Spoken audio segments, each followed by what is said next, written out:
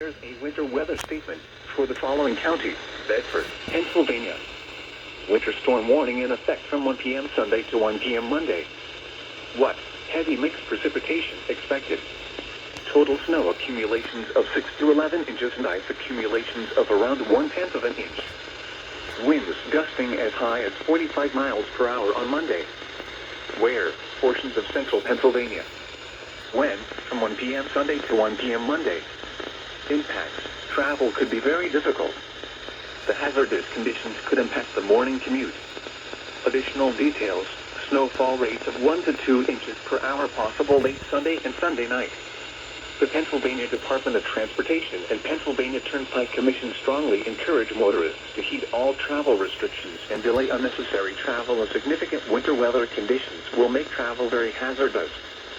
Call 511 or visit www.511pa.com for the latest travel, roadway, and traffic conditions. To report snow or ice, post to the National Weather Service State College Facebook page, use Twitter at NWS State College, or visit weather.gov/ctp.